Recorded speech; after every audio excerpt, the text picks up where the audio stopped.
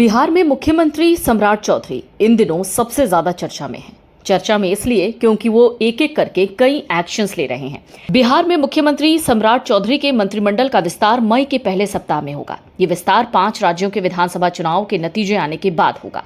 चुनाव के नतीजे 4 मई को आएंगे। हालांकि संभावना यही है कि बिहार का नया मंत्रिमंडल कोई खास सरप्राइज देने वाला नहीं होगा।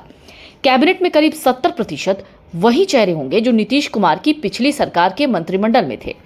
बताया जा रहा है पश्चिम बंगाल का विधानसभा चुनाव भारतीय जनता पार्टी के लिए सबसे खास है। इस चुनाव में 2 चरणों में 23 और 29 मई को मतदान होना है। इससे पहले बीजेपी के तमाम बड़े नेता बंगाल में चुनाव प्रचार कर रहे हैं, यानी इस महीने बीजेपी के नेता फुर्सत में नहीं हैं। दूसरी तरफ बिहार में पहली बार बीजेपी के नेतृत्व वाली एनडीए की सरकार बनी है।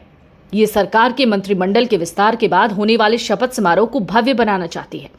बीजेपी चाहती है शपथ समारोह में पार्टी के सभी वरिष्ठ नेता मौजूद रहें।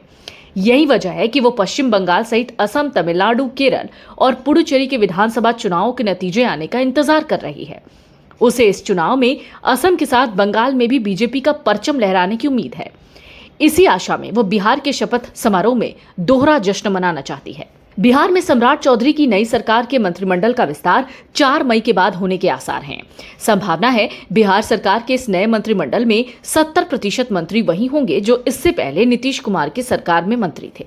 बताया जाता है बाकी करीब 30% मंत्री जातीय समीकरणों और क्षेत्रीय संतुलन को साधते हुए बनाए जा सकते हैं। बिहार सरकार में पिछली सरकार के मंत्रियों में से कई के विभाग बदले जा सकते हैं। उनमें से कई को अधिक महत्वपूर्ण विभाग दिए जा सकते हैं। बताया जाता है स्वास्थ्य, शिक्षा, ऊर्जा, जल संसाधन और वित्त जैसे विभाग पुराने मंत्रियों को ही दिए जा सकते हैं। बीजेपी के प्रदेश अध्यक्ष संजय सरावगी के मुताबिक कैबिनेट में विस्तार पर अंतिम फैसला बैठक में होगा।